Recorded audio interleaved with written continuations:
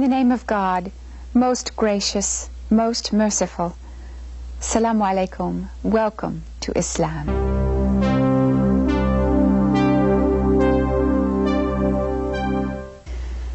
The Quran is the ultimate source of wisdom and guidance. It views this life as only a test during which we prepare for the hereafter and the eternal life to come. Those who understand its message are thus fully conscious of their responsibility their entire lives and are dedicated to working with full consciousness of God towards the goal of seeking the truth and sharing it with others.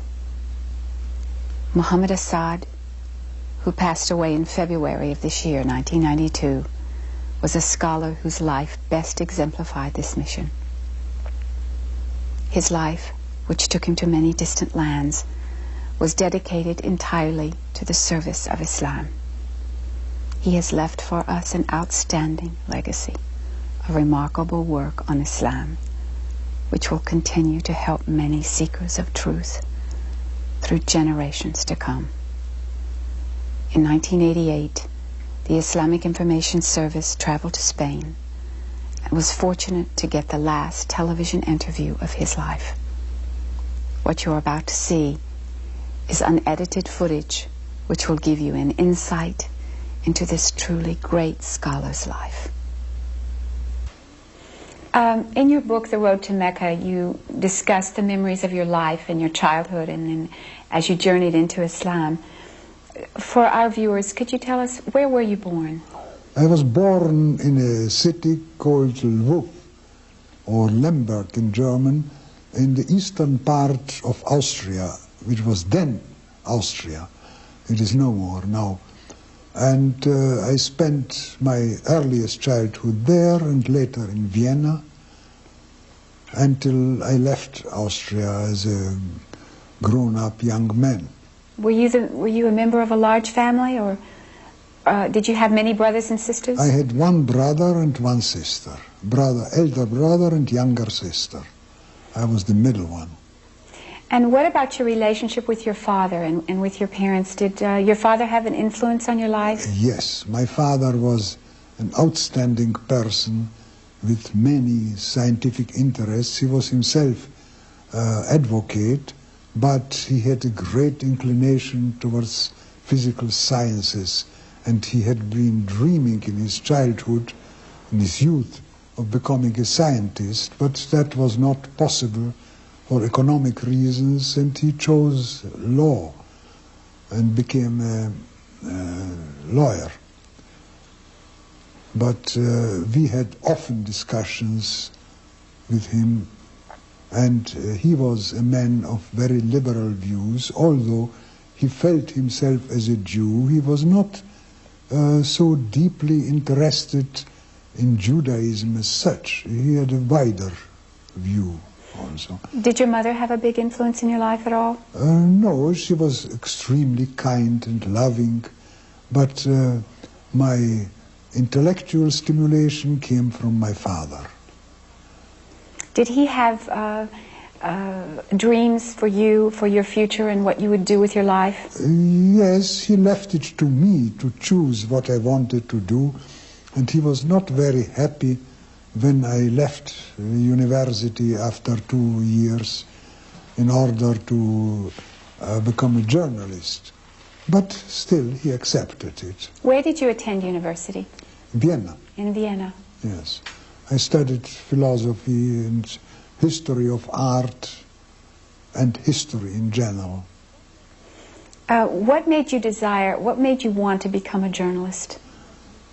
It did not make me desire. You see, when I was 19 years old, nearly 20, I left Vienna and went to Berlin on my own. I left the university. And since I had to fend for myself, I started looking for a job and got a job in a news agency. This was a semi-American agency, United Telegraph. And so my journalism started.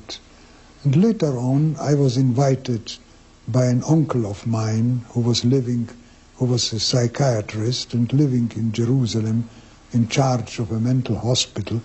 He was unmarried and alone, and we had always a very close relation. He was the youngest brother of my mother, and he invited me to Jerusalem to stay with him for some time because he felt lonely. He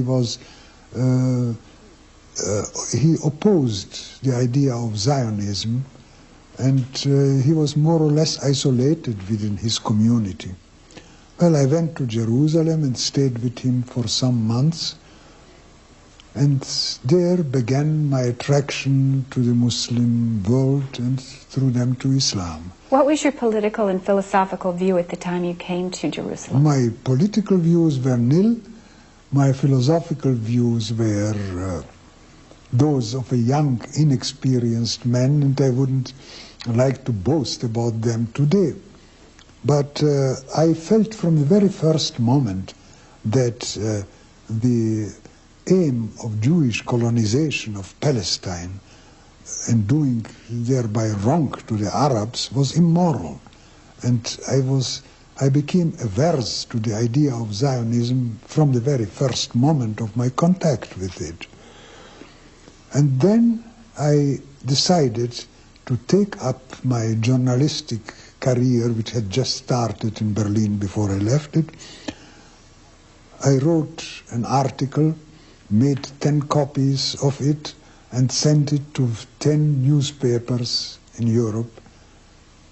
9 of them didn't answer, and the 10th, this was the Frankfurter Zeitung, probably the most important newspaper at that time on the continent of Europe, accepted it and offered me the job of their special correspondent in the Middle East, which I accepted and began to write for them. Then I returned after, I went on a further journey for the newspaper to Syria, to Iraq. What were you writing about? I was writing mostly about people, about my feeling of people, the way they looked upon life and how they lived. That interested me more than political constellations of the moment. And apparently these articles were well received, and very soon I had a name in the German press. When I returned to Germany after an absence of 2 years, I wrote a book on those past journeys in German, which was called Unromantisches Morgenland. It means the non-romantic East, where I discussed, among other things, the idea of Zionism and question of Egyptian independence and so forth. Then, after a few months, I was sent out on another very long journey, which took me years. Went again to Egypt, Syria, Iraq, Iran, Afghanistan, and returned via Central Asia and Russia to Europe. You were coming back from Afghanistan. Yes, but during that journey, there developed in me great attraction to Islam, which came first through my liking the Arabs in Palestine and Syria. I found them open and pleasant to deal with, and gradually I learned Bazari Arabic, could talk to some extent with them, and became interested in what they thought, what they imagined.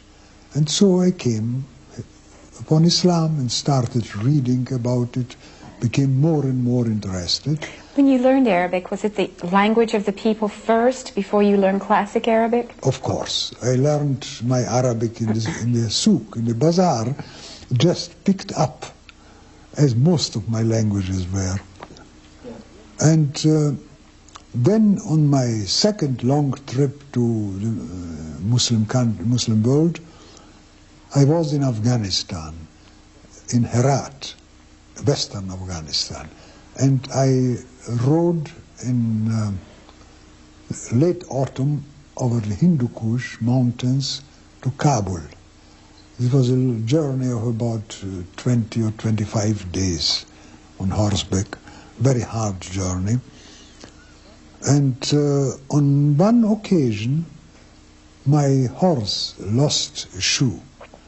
So I was obliged to go off my road to a village nearby and had the shoe replaced by a smith.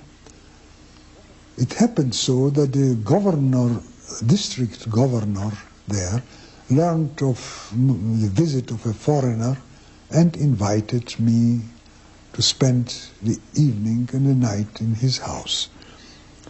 He was a very friendly man. At that time I spoke Persian fluently after nearly 2 years in Persia and in Afghanistan, so conversation was easy.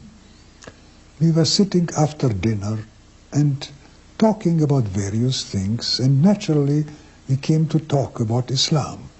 And I spoke quite bluntly to him. I told him, "You Muslims are a very strange people. You have the best ethical guidance possible in the Quran.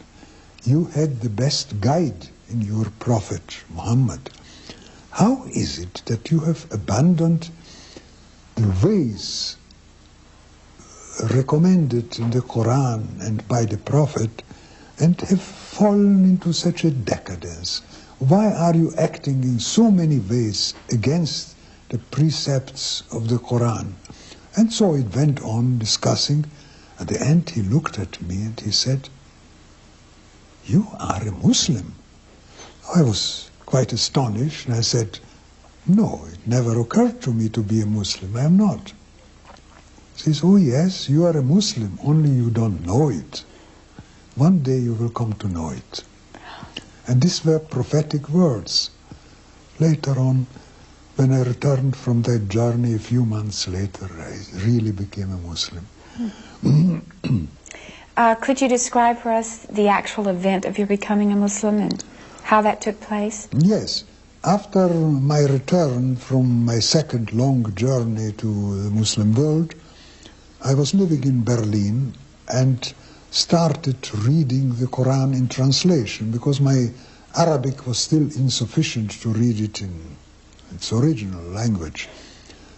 And one day I was discussing it, of course, often with my first wife, who was a German, older than me, and who was equally interested in Islam. And one day we were traveling in the underground in Berlin.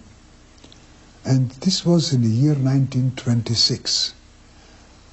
It was a year of great prosperity in Central Europe after years of misery and inflation. And all people were well dressed, people who were in the underground train together with us, well dressed and well fed apparently, but it appeared to me that their faces were not happy. And I looked from one to the other and saw there is unhappiness in these people. They are oppressed.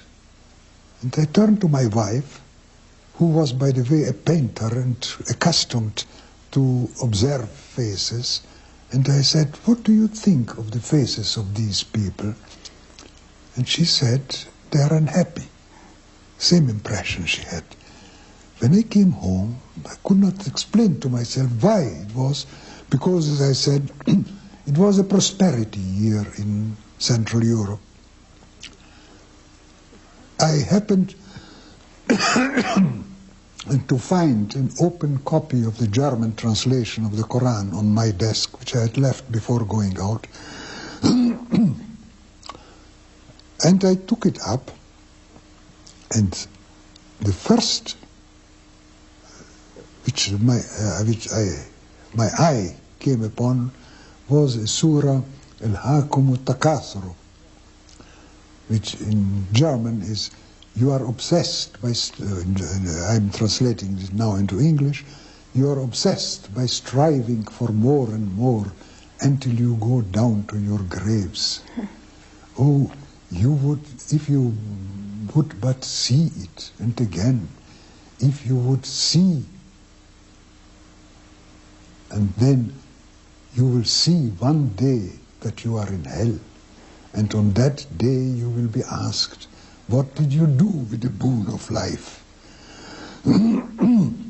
It came to my mind that this is the illustration of our present modern life.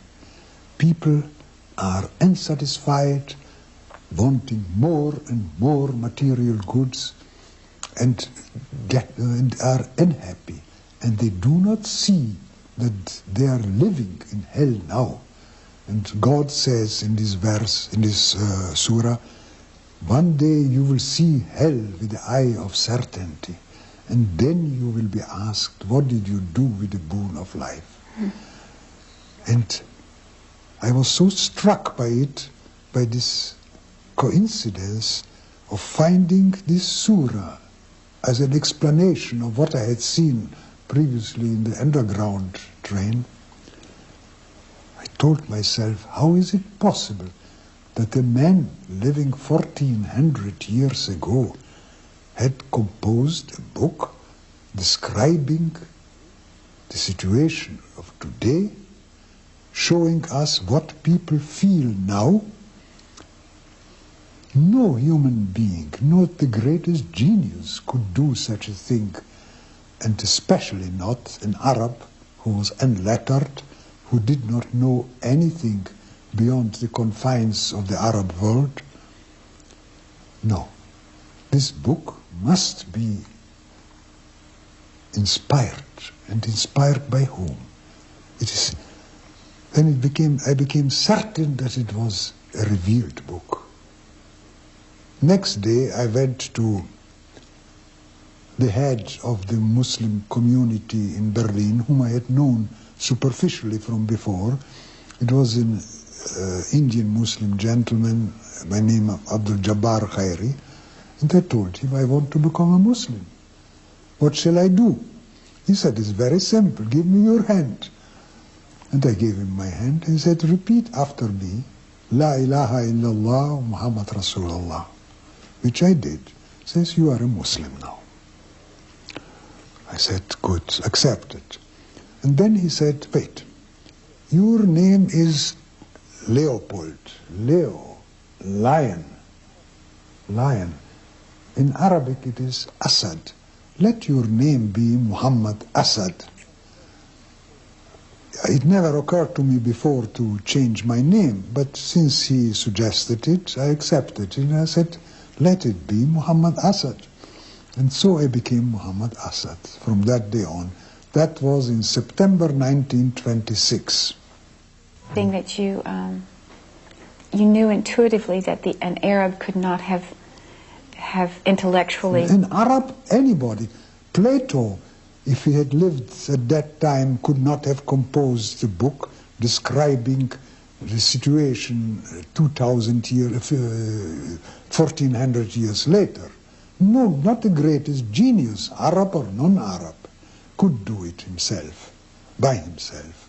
And later I found in the Quran many such indications of wisdom which could not come from a human mind, you know. At that point, did it inspire you to go on to other things Islamically? Oh, where did that then take I you started. at that point? Then I started learning Arabic, and some months later I went to Egypt, stayed for a time there. Later on, together with my wife, who became a Muslim together with me, and then we went on Hajj to Mecca. And my wife fell ill just before the Hajj, and after the Hajj she died there, which was a great shock to me, and I remained for some weeks alone in a room and didn't want to see anybody, and it gradually developed. Then I met the king's son first, and then the King Abdulaziz, for whom, by the way, I had a letter of introduction from the head of the Muslim community in Berlin. And the king invited me to stay in his realm, which I stayed, and I stayed for 6 years without interruption there in Arabia, and traveled all over Saudi Arabia and through the deserts. And could you tell us something about those 6 years? Yes, in Mecca, when I met the King Abdulaziz ibn Saud, he invited me to go with him to Riyadh by car. They were going by cars already at that time. I asked his permission to go a roundabout way over the northern part of Saudi Arabia on riding dromedary, because I told him I don't want to mount a car in Mecca and a few days afterwards land in Riyadh without having seen really anything of your country.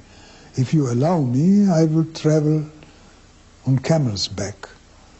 And the king agreed to it, and I was outfitted with riding camels and a companion who later became my companion for many years, for all the 6 years. And I traveled all over the north and center of Saudi Arabia, came to Riyadh, and then afterwards again to the south and right and left, and spent the 6 years actually in almost all parts of the kingdom. Lived with Bedouins and slept in tents and in the open air in the desert. And it was a wonderful experience, a wonderful time. Did the dangers or problems that you encountered during this time? There were no particular dangers except one time when I lost my way in the desert and almost died of thirst. I described that in this book, Islam as the Road to Mecca. And but otherwise there were no dangers, because under the reign of Abdulaziz ibn Saud, Saudi Arabia was the most peaceful country in the world, and it is to this day. Did these experiences bring you closer to God in any sense? Yes. Living in the desert and traveling through the desert brings one closer to God. This is when I began to understand, while all monotheistic religions started in the desert, it was the feeling of absolute loneliness facing God. And the feeling of insignificance in the midst of nature and dependence on one central power. Therefore, I believe this is the reason why the ancient Hebrews came to the concept of one God, and why Islam was born in Arabia and not in more fertile countries. What about your experience with the Bedouins? Bedouins, you see, are very often misunderstood in Europe. Many Westerners regard them as uncultured barbarians, which is not at all true. The Bedouins had, until very recently, a very clear-cut culture of their own. There was such a thing as Bedouin culture, which they carried with them since centuries. For instance, poetry was a thing living in the Bedouins. They not only knew and recited poetry, they could compose poetry. Once I happened to be guest of the governor of northern Saudi Arabia. He was, by the way, the brother-in-law of the king. And we were sitting outside his palace and surrounded by many people. Some of them brought judicial cases before the Amir, the governor, to decide. And he gave his judgment in this case, in that case, to the satisfaction of all parties. And one Bedouin was sitting next to me, and he turned to me and said, "Did you see that? Did you hear it?" And he recited a poem in the praise, which I later learned was by Mutanabbi, a great Arab poet, in praise of Saif-ud-Dawla, a Muslim ruler. And in that poet he spoke of the greatness of this man who was able to judge between people and so. And it occurred to me, where in the West could you find a company of unlettered people who would quote, let us say, Shakespeare to you, or Goethe, or so? Impossible. In Europe, in America, culture is reserved to a particular class of educated people, while in Arabia, among the Bedouins, it was spread throughout the whole nation. The Bedouins were as much connected with pre-Islamic poetry as any professor in a university might be. So this was an extraordinary experience, showing that these people are not barbarians, but they are inheritors of a very ancient civilization. And I began to understand why Islam had to grow up among Arabs in Arabia. This was the proper fertile ground for the spread of a religion like Islam, based on the concept of one God, of everything being within his creation and so on. It seems like all of your experience just made that more profound, from the dangers of the desert and the loneliness of the desert to the beauty of the Bedouin poetry. Yes, of course, these are connected. It is precisely enjoyment to enter a Bedouin tent and be received hospitably. Of course, hospitality is part of the Bedouin character, which is inseparable from the Bedouin character. And then being addressed in verses by the host, in verses which were impromptu, composed, suiting the occasion. And this happened very often to me. What kind of a person was King Abdulaziz? Huh? What kind of a man was King Abdulaziz? He was one of the most outstanding men I have known. The story of his life and how he regained the lost kingdom of his ancestors is well known, and I have discussed it in this book, The Road to Mecca. But his personality was absolutely outstanding. He was very tall, perhaps 7'4" or 7'5". I don't know exactly the exact figure, but he was very tall. I was taller at that time than I am now because my back was straight. And when I greeted him and in the Arab way kissed him on the tip of his nose and his forehead, I had to stand on my toes while he bent down to me. And he was not only a great person, but a great ruler. He established a kingdom which had never existed before, a kingdom in which there was and is to this day absolute public security, nowhere else to be found in the world. And it was a kingdom, in spite of not having a written constitution, a kingdom that survived many shocks. When Abdulaziz died, his eldest son Saud became king, and afterwards he was deposed and died. Then King Faisal, the younger son, became king, and he was murdered. And then after him, his younger brother Khalid became king, and so forth to the present time. And all these shocks did not change anything in the structure of the political structure of the country, and left it undisturbed. No other country in the world, I think, could have survived such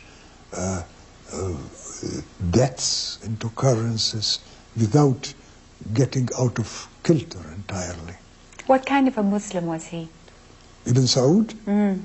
He was a very strict Muslim of the so-called Wahhabi persuasion, which is a misnomer, of course, because it goes back to a scholar of the 18th century, Muhammed ibn Abdul Wahhab, who was a very orthodox scholar following the school of Ahmad ibn Hanbal.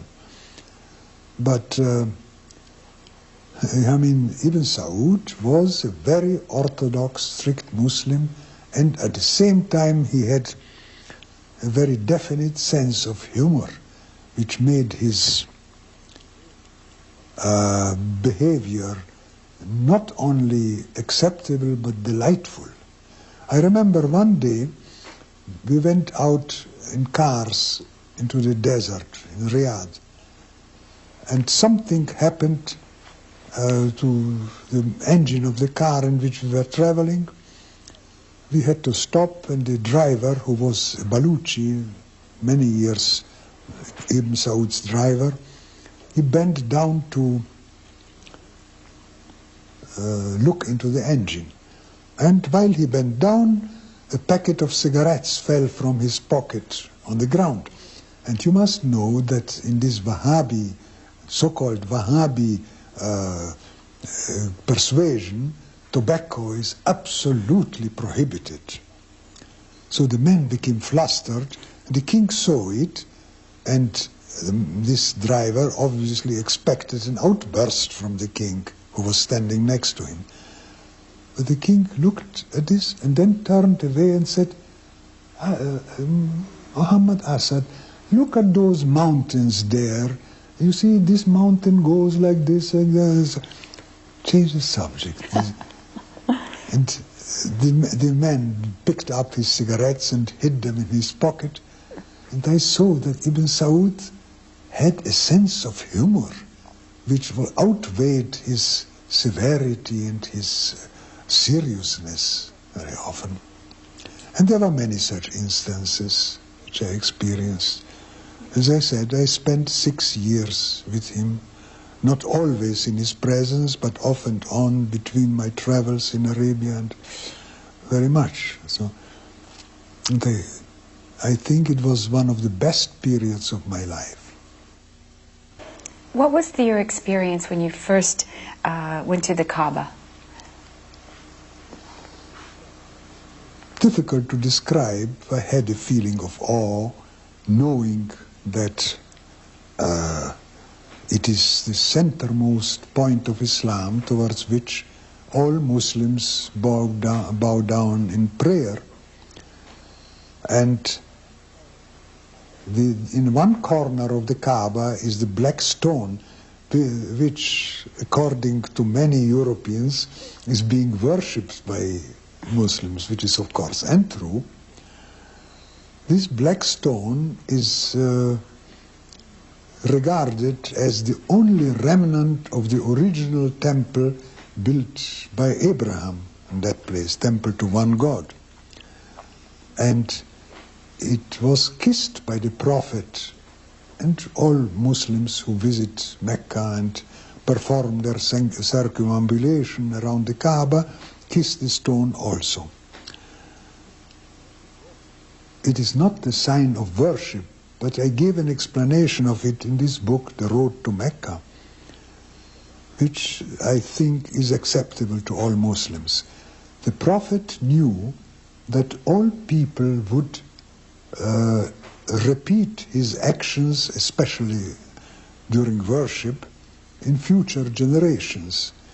When he kissed the stone, he knew that all Muslims who would come to Mecca and visit the Haram, the holy temple, and circumambulate the Kaaba, would kiss the stone also. So it is symbolically, he kissed all Muslims who would come after him and would touch this stone with their lips. And every Muslim who kisses it, kisses as it were the Prophet and all Muslims who were before him and all who would be after him. So this symbolic kiss of the black stone has an importance, stressing the brotherhood, in the imperishable brotherhood of the Muslim community, of all Muslims. So did you feel that when you were there? Yes, I felt that. And I think that this is the only explanation, possible explanation, of the Prophet's kissing the stone. This is narrated that Omar ibn al-Khattab, the second caliph, after the death of the Prophet, he led the pilgrimage to Mecca, and then he stopped before the black stone and addressed it loudly so that all people could hear it. You are only a stone, neither from heaven nor from hell. You are nothing but a lifeless stone. And I would not kiss you unless I had seen the Prophet kiss you. But as he did it, I do it too. And he kissed the stone. And that is the habit of all Muslims. He understood it perfectly well. He knew the meaning of it. He said, this is a stone, nothing but a basalt stone, black basalt, remaining from the original temple, narrated by tradition as the original temple built by Abraham on this place. You must have visited the Kaaba many times. Was Many. your first visit the most profound visit, or were others more so? How do you feel each time you go back? You must have visited it many times. There were differences. You see, in my time, in my early years in Arabia, pilgrimage was very much less frequented than in our days now. There were no cars, no aeroplanes. People were coming by ship to Jeddah and then by camel or on donkey or on foot going to Mecca. So there were comparatively much less pilgrims than now. Now there are millions always. So it happens, it did happen at that time, that when you sat opposite the Kaaba, in the early hours before dawn, say at 3 o'clock in the morning or so there were practically no people there. But there was never a time, never I have seen a time when there was not at least one person going around the Kaaba. Always there were some people, and once or twice I saw one person, one man going around the Kaaba. And one day I was sitting there just before dawn, waiting for the adhan, for the call to prayer, for the Fajr prayer, when I really felt myself opposite the house of God, spiritually speaking. I know that God does not inhabit any house, God does not inhabit any space or place, because he is unlimited and he is everywhere. But one had the feeling of absolute positive sanctity of this place. And this was the strongest experience I had. You've had so many experiences in your life. After you left Saudi, are there any other experiences that really stand out in your mind? Many, but I can't recall them offhand. You see. What was your next journey when you left Saudi? Next year, you see, I was persuaded by some Indian Muslim friends whom I met, with whom I became friends in Mecca, to visit India, because they said this is one of the largest Muslim communities in the world and you must come to know it. So I decided to go for a few months visit to India. And I went there, and out of the few months became many, many years. And I stayed there because I met an outstanding Muslim thinker and philosopher, Muhammad Iqbal, with whom I became friends and who persuaded me to remain in India and to work for the establishment of Pakistan. And he was the father of this idea, actually. What influence has your wife had on your journey? On my journey? Through life. Journey through life, yes. She was the best companion I can imagine, entirely understanding what I was aiming at, what I am aiming at, and helping me in many innumerable ways. Actually, when before I started on translating and the Quran and commenting upon it, it was her suggestion that I should do this work.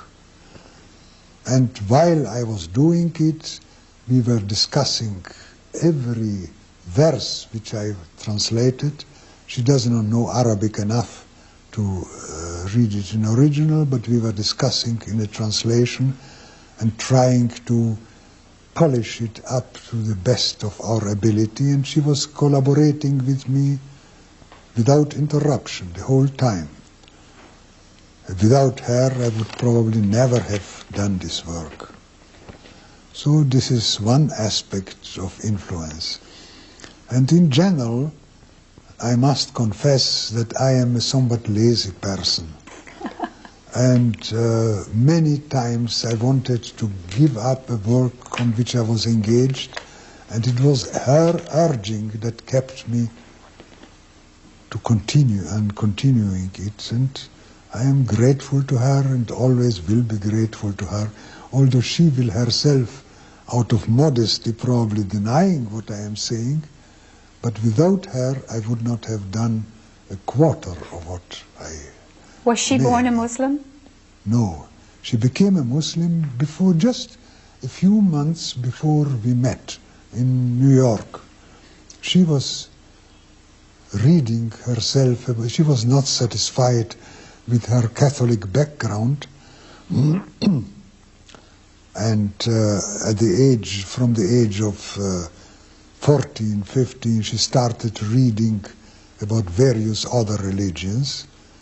And finally she started reading about Islam. It always comes in the West last, because there is a prejudice against it, and found it in some ways immediately attractive. And since she was at that time in the State Department, and she was part of the American U.S. delegation to the United Nations, in charge of the Secretariat of the mission. And in the United Nations she met many Muslims, especially Muslims from Pakistan, with whom she could share thoughts in English. And she became gradually convinced that Islam is her way, and she became a Muslim just a short time before we met. And we met, as a matter of fact, in Pakistan House in New York. If you had to say, what impact has Islam had on you in a spiritual sense? How has it changed your life? It is very difficult to say. It is given a center of, an ideological center to my life. And that is, I suppose, the main thing which it did. It has colored all my thoughts and my endeavors, whatever they are worth for, and has made me spend years of my life on working on Islamic problems. If you had to say that your life had a purpose, that you were born with a destiny of a purpose in this life, what would you consider that destiny and purpose to have been? I would say the destiny is that has passed and is known to us. This is precisely the point. We don't know the future. We don't know what destiny may bring to us. But we know, as Muslims, that whatever happened to us in the past had to happen and could not have been otherwise, because obviously it was God-willed, and since it was God-willed, it could not have taken another course. We are believing in predestination backward, what has happened in the past. We don't believe in predestination as regards the future, because we are offered free will and choice. So we are trying, in accordance with our best knowledge and understanding, to do the right thing, if we try to do the right thing. Were you born into this life to accomplish a task? And if so, what was that task? I don't know that. That is not for me to answer whether I was born to accomplish a task or not. This is for God to decide. I have tried in my life to do certain things. Some of them were satisfying to me, about others I am unsatisfied or not fully satisfied. But the purpose of my life, what the final purpose of my life was and is, God alone knows. You're living in Spain now, and what lessons can Muslims draw from the fate of their Arab brothers in Spain? What, in your opinion, was the cause of the downfall of Muslims in Spain?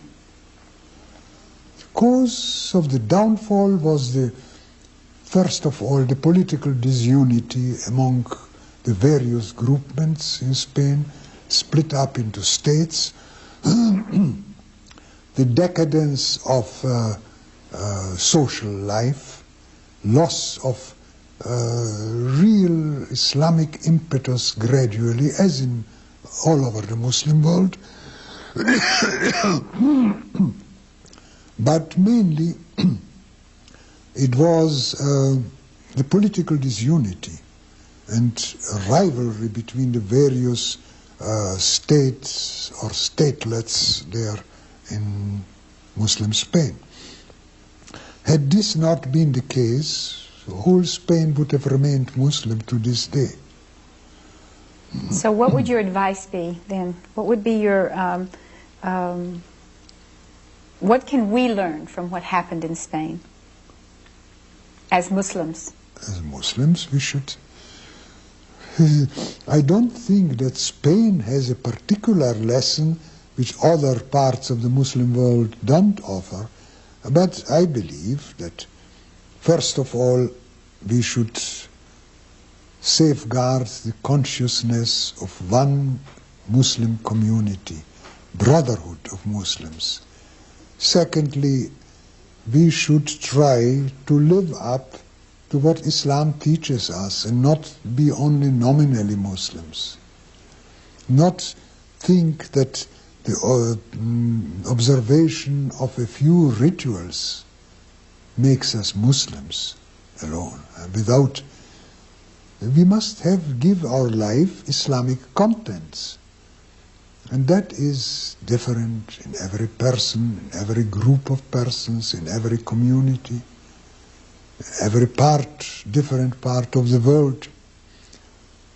In short, we must go back to Islam. We have estranged ourselves to some extent from it.